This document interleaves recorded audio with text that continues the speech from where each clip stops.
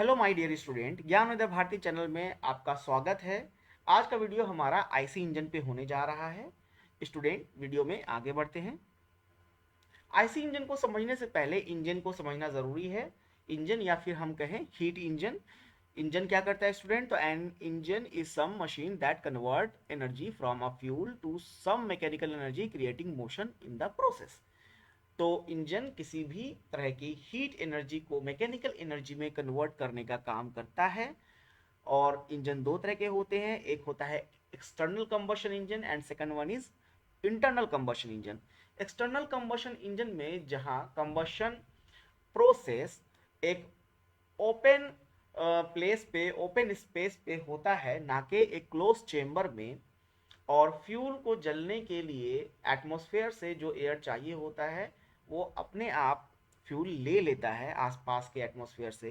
वहीं IC engine में student एक क्लोज चेम्बर होता है और हम लोग एयर फ्यूल के रेशियो को तैयार करते हैं और कंबशन चेम्बर में भेजते हैं, जिससे कि कंबशन प्रोसेस को हम लोग रेगुलेट कर पाते हैं। हम लोग जब चाहे रैपिड कंबशन हो जाएगा, जब चाहे स्लो कंबशन हो जाएगा, जिसकी वजह से बिना मतलब के फ्यूल नहीं जलता। अगर हमें ज़्यादा फ्यूल जलाने की आवश्यकता नहीं है तो हम लोगों का फ्यूल वेस्ट नहीं होगा, जिससे कि फ्यूल इकोनॉमी अच्छी रहेगी, व्हीकल्स की इफिशियंसी या कहें इंजन की इफिशियंसी भी बेहतर होगी।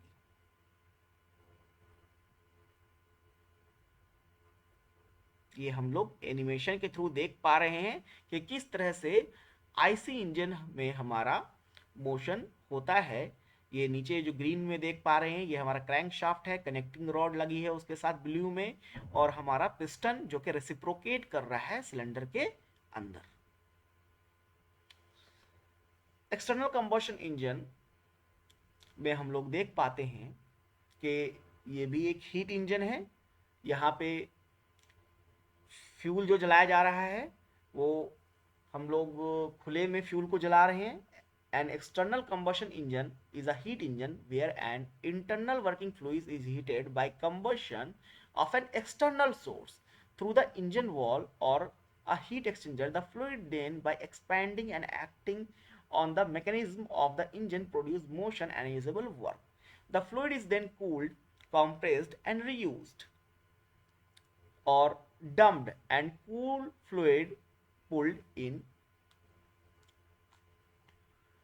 And second one is internal combustion engine. The internal combustion engine is an engine in which the combustion of a fuel occurs with an oxidizer. Oxidizer basically, air is used as oxidizer in a combustion chamber.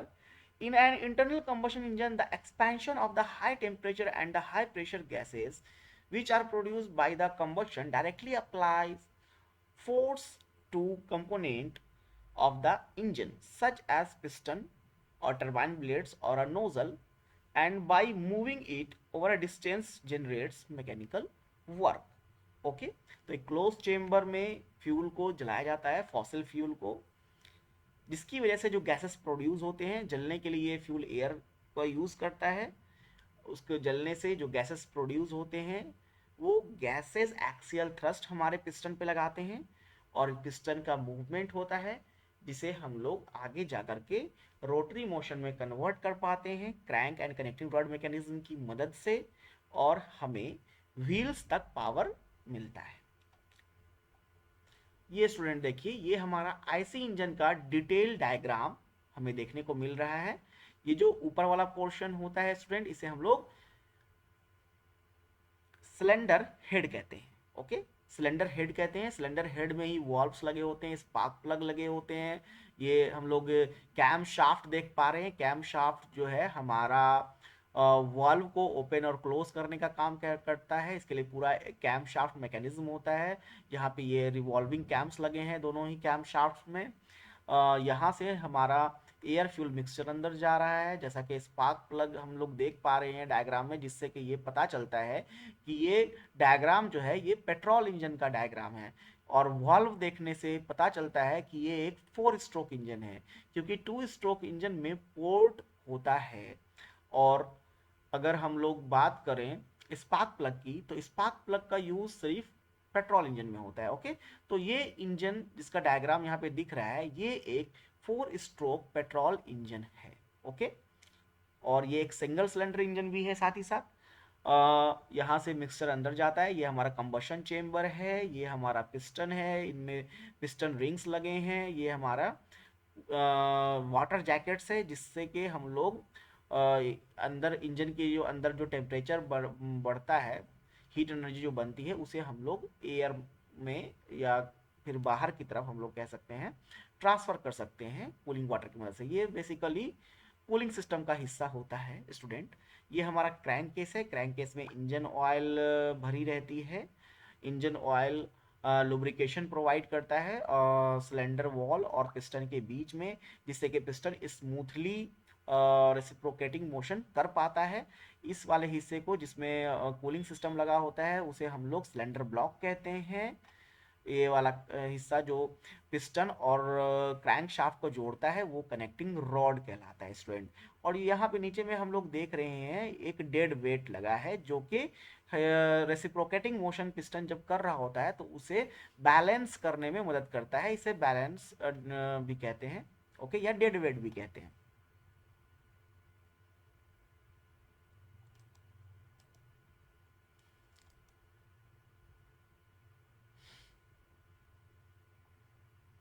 अब यहाँ पे हम लोग external combustion engine के भी कुछ type देख सकते हैं।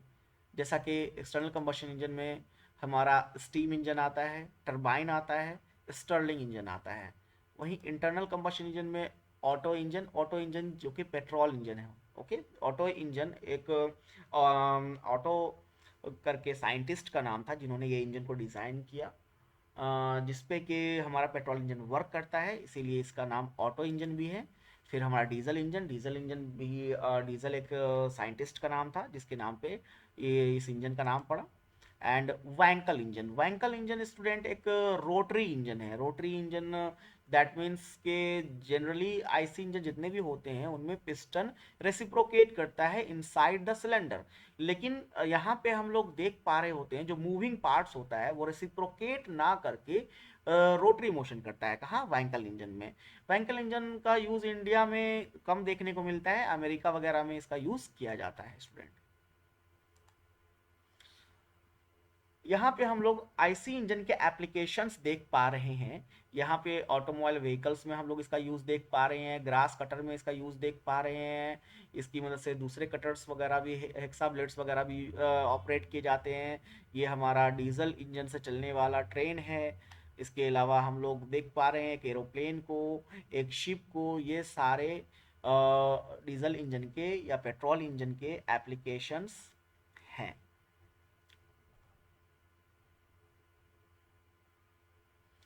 स्टूडेंट यहाँ पे मैंने एक ओरिजिनल इमेज ली है आईसी इंजन के कट सेक्शन की। आईसी इंजन के कट सेक्शन को हम लोग लेबोरेटरीज में रखते हैं, लैब में रखते हैं, थर्मोडायनेमिक लैब में रखते हैं या ऑटोमोबाइल इंजीनियरिंग लैब में रखते हैं, जिससे कि अंदर के पार्ट की स्टडी आसानी से की जा सके। यहाँ पे देखिए स्टूडेंट, ये वाला जो हिस्सा है आप देख पा रहे हैं, देखिए मेरे कर्सर को, ये जो है आपका वॉल्व है, ये वाला हिस्सा ही वॉल्व है। ओके, ये वाला हिस्सा वॉल्व है। ये अगर ऊपर उठ जाएगा तो क्या होगा, हमारा पैसेज खुल जाएगा और आसानी से फ्यूल अंदर जा पाएगा, एयर फ्यूल। ओके, ये हमारा पिस्टन है, ये तो हम लोग सभी जानते हैं। ये यहाँ पे जो ये सर्कल सा दिख रहा है पिस्टन में, ये पिस्टन पिन या गजन पिन कहते हैं इसे। ये गजन पिन काम क्या करता है स्टूडेंट, तो ये कनेक्टिंग रॉड को पिस्टन से जोड़ के रखने का काम करता है। उसके बाद ये नीचे जो है हमारा क्रैंक शाफ्ट है स्टूडेंट। ऊपर वाला जो पार्ट है हम लोग देख पा रहे हैं, ये हमारा सिलेंडर हेड है। और ये ब्लू ब्लू जो दिख रहा है ये हमारा सिलेंडर ब्लॉक है। इसमें ये जो लाइंस दिख रहे हैं ये हमारे फिन्स हैं, जो कि एयर कूलिंग सिस्टम का पार्ट है। और ये जो इंजन मैंने आपको दिखाया है इस इमेज में, ये हमारा एक बाइक का इंजन है, सिंगल सिलेंडर इंजन है। और बाइक में हम लोग जानते ही हैं कि पेट्रोल इंजन का यूज़ होता है। यहाँ पे वॉल्व हम लोग देख पा रहे हैं, तो ये एक 4 स्ट्रोक इंजन है। ये देखिए स्टूडेंट, ये मैंने 1 2 3 4 5 6 that means 6 cylinder engine. 6 cylinder engine का मैंने इंजन ब्लॉक, इंजन ब्लॉक हम लोग कह सकते हैं इसे, इसका मैंने टॉप व्यू यहाँ पे आपको दिखाया है। इसके ही ऊपर हमारा इंजन हेड लगा होता है और ये हमारा इंजन ब्लॉक है। ओके, जितने भी वाल्व एंड वाल्व मैकेनिज्म होते हैं, स्पार्क प्लग्स होते हैं या इंजेक्टर्स होते हैं, सब इसी के ऊपर माउंट होते हैं। और ये सिलेंडर जो है इसके ही अंदर पिस्टन मूव करता है। ये इंजन के पार्ट्स हम लोग देख पा रहे हैं, ये वाला हमारा वाल्व है ना, वाल्व है। और ये जो ऊपर में कैम शाफ्ट है, ये वाल्व को ओपन क्लोज करने का काम करता है। एक्चुअली जैसे ये रोटेट करेगा तो वाल्व को ये नीचे पुश करेगा और हमारा पैसेज ओपन हो जाता है। इसी की तरह ये दूसरे कुछ मैकेनिज्म भी हैं जो कि हमारे वाल्व को ऑपरेट करते हैं। जैसे ये रॉकर आर्म वाला मैकेनिज्म है, यहाँ पे एक पुश रॉड भी लगा होता है। यहाँ पे कैम शाफ्ट नीचे है, पुश रॉड है, पुश रॉड जब जैसे ये कैम शाफ्ट रोटेट होगा, पुश रॉड को ऊपर उठाएगा और ये रॉकर आर्म जो है हमारे वॉल को दबा देगा। ये वाला मैकेनिज्म थोड़ा और इजी हमें दिखता है, ये ऊपर की तरफ है, इसमें पुश रॉड की ज़रूरत नहीं है। ये भी ओपन होगा तो हमारे रॉकर आर्म क्या करेगा, वॉल को दबा देगा, पुश कर देगा। और यहाँ पे डायरेक्ट कैम शाफ्ट को जस्ट वॉल के ऊपर ही माउंट कर दिया गया है। Okay, exhaust valve, exhaust valve किसे कहते हैं, जहां से हमारे गैसेस स्केप होते हैं, एग्जॉस्ट गैसेस कंबशन प्रोसेस के बाद एग्जॉस्ट गैसेस हमारे बाहर निकलते हैं। वहीं इनटेक वाल्व से क्या होता है, एयर फ्यूल मिक्सचर अंदर जाता है।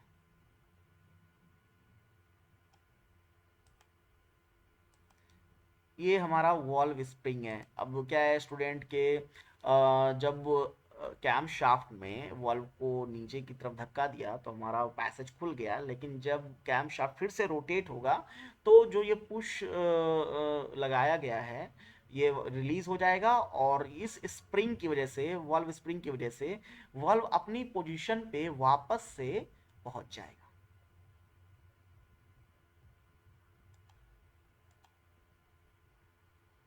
यहाँ पे फिर से हम लोग देख पा रहे हैं।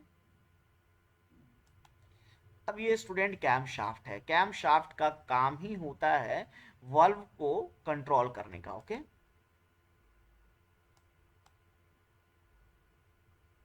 ये हम लोग इसके ओरिजिनल डायग्राम देख पा रहे हैं, इमेज देख पा रहे हैं कैम शाफ्ट का अपने।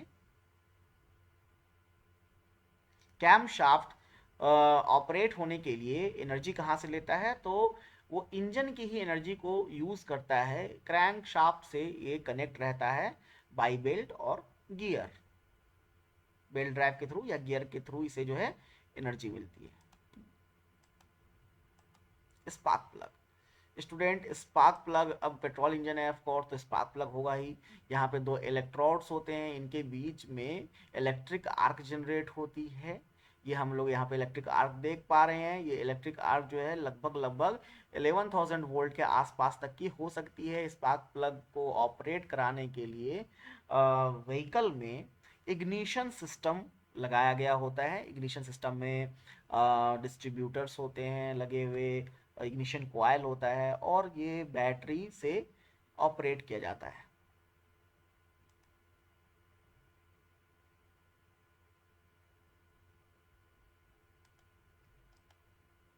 पिस्टन, ये पिस्टन को हम लोगों ने इमेज ऑलरेडी देख रखा है, यहाँ पे फिर से हम लोग पिस्टन देख पा रहे हैं। यहाँ पे इंटरनल पार्ट्स को हम लोग ढंग से देख पा रहे हैं। ये हमारा क्रैंक शाफ्ट है, ये पिस्टन है। ओके, ये जब फ्यूल को कंप्रेस कर रहा है तो ये कैसे कंबशन प्रोसेस इसमें होगा, फ्यूल गर्म हो जाती है और स्पार्क प्लग उसमें फ्लेम को प्रोड्यूस कर देता है। ये हमारा सिलेंडर हेड है स्टूडेंट। ये देखिए ये वाला जो है ये सारे वॉल्व्स हैं, 1 2 3 4 5 6 7 8, दैट मीन्स ये 4 सिलेंडर इंजन है। और हर एक सिलेंडर में एक इनलेट वाल्व और एक एग्जॉस्ट वाल्व लगे हैं, जिसकी वजह से टोटल हमें यहाँ पे 8 वाल्व देखने को मिल रहे हैं। ये जो है हमारा सिलेंडर हेड है। मैंने आपको पहले ही बताया था कि वाल्व मैकेनिज्म जो है वो सिलेंडर हेड पे ही लगी होती है।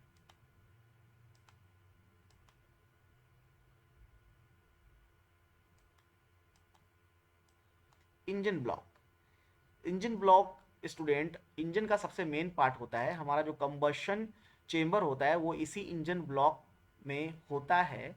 जैसा कि हमने ऊपर भी देखा था, पिस्टन का मूवमेंट इंजन ब्लॉक में ही होता है, कंबशन प्रोसेस भी इंजन ब्लॉक में ही होता है। कनेक्टिंग रॉड, ये वाला हिस्सा कनेक्टिंग रॉड का है। कनेक्टिंग रॉड क्या करता है स्टूडेंट, तो पिस्टन को क्रैंकशाफ्ट से कनेक्ट करने का काम करता है।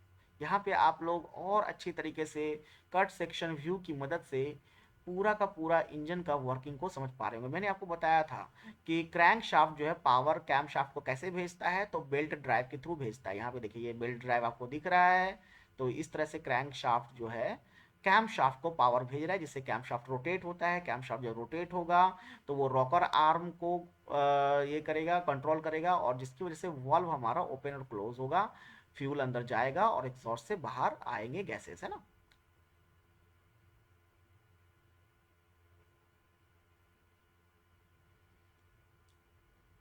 यहाँ पे पिस्टन पिन को दिखाया गया, इसे ही गजन पिन भी कहते हैं। यहाँ पे ये जो क्रैंक शाफ्ट के ऊपर कनेक्टिंग रॉड लगी होती है, ये हमारा कनेक्टिंग रॉड कैप है, इसकी मदद से लगाया गया होता है। ओके, क्रैंक शाफ्ट, ये हमारा क्रैंक शाफ्ट है स्टूडेंट। यहाँ पे ये सारे वेट्स जो हैं ये डेड वेट्स हैं, जो कि बैलेंस के लिए दिए जाते हैं। ये देखिए यहाँ पे फिर से ये हमारा फ्लाई व्हील है। फ्लाई व्हील से ही क्रैंकिंग प्रोसेस की जाती है, इंजन को स्टार्ट किया जाता है। एक हमारा स्टार्टर मोटर होता है जो कि फ्लाईव्हील के पिनियन गियर के साथ जाके इंगेज हो जाता है, फ्लाईव्हील को रोटेट करा देता है। शुरुआत में हम लोग इंजन को स्टार्ट इसी फ्लाईव्हील की मदद से कर पाते हैं।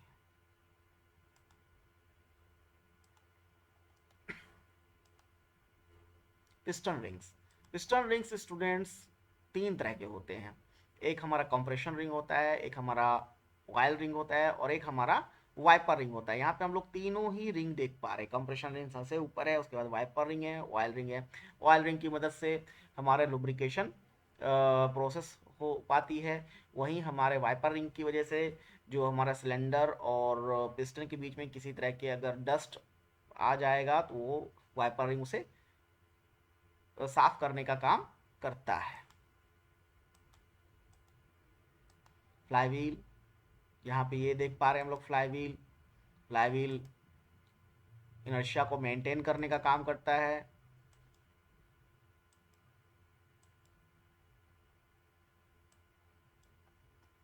ये पूरा इंजन का हम लोग अंदर का व्यू देख पा रहे हैं इस इमेज में। हम लोग यहाँ पे ये नीचे वाला पार्ट जो है हमारा क्रैंक शाफ्ट है, ये सारे पिस्टन्स हैं, कनेक्टिंग रॉड्स है, पिस्टन सिलेंडर के अंदर या सिलेंडर ब्लॉक में मूव कर रहे हैं। ये सारे वॉल्व्स हमें दिख पा रहे हैं। ये ऊपर वाला जो है हमारा कैम शाफ्ट है, ये उसके ऊपर जो है इंजन हेड कवर है। ये ऊपर में सबसे ऊपर इंजन हेड कवर होता है, ये वाला इंजन हेड का पार्ट है। ये नीचे हमारा क्रैंक केस है, जिसे संप भी कहते हैं, ऑयल संप। ये देखिए स्टूडेंट, ये हम लोग यहाँ पे देख पा रहे हैं, ये जो ऑयल पंप है स्टूडेंट, ऊपर देखिए ये ऑयल पंप है। ये लुब्रिकेशन जो प्रोवाइड होती है यहाँ क्रैंक केस में, जो इंजन ऑयल होता है, इस इंजन ऑयल को ऑयल रिंग तक पहुँचाने का काम ये हमारा ऑयल पंप करता है। ओके, इसके अलावा ये इनलेट वाल्व, ये एग्जॉस्ट वाल्व, ये पिस्टन, हमारा ये कनेक्टिंग रॉड है ना, ये सारी चीज़ें हम लोग यहाँ पे देख पा रहे हैं। सिलेंडर ब्लॉक, स्पार्क प्लग, सब इसमें हमें दिख रहा है। ये हमारे चार स्ट्रोक्स हैं। जैसा कि हम लोग सभी जानते हैं कि हमारा इंजन जो है वो चार स्टेप्स लगते हैं उसे एक पावर कंप्लीट करने में। वो कौन कौन से स्टेप्स हैं या उन्हें स्ट्रोक्स कहते हैं, तो intake stroke, compression stroke, power stroke and exhaust stroke.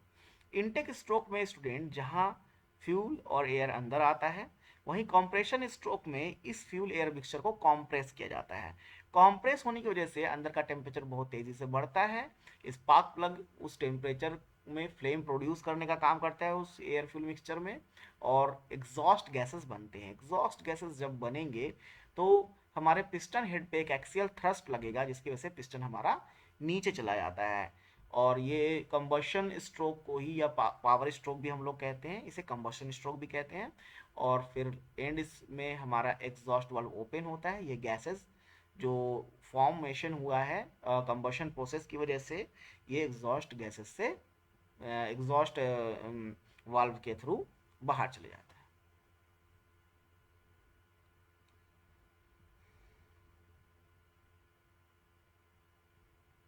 तो स्टूडेंट, इसी के साथ हमारा आज का वीडियो खत्म होता है। मुझे उम्मीद है कि आप लोग आईसी इंजन को बहुत अच्छे तरीके से समझ गए होंगे, इसकी कंस्ट्रक्शन वर्किंग को भी बहुत अच्छे से समझ गए होंगे, और आईसी इंजन के जो मेन कंपोनेंट्स हैं, मेन पार्ट्स हैं, उसे भी बहुत अच्छे से समझ गए होंगे। चैनल में इस तरह के वीडियोस स्टूडेंट्स हम लाते रहते हैं। मेरे चैनल को लाइक, सब्सक्राइब एंड शेयर ज़रूर से करें। Thank you.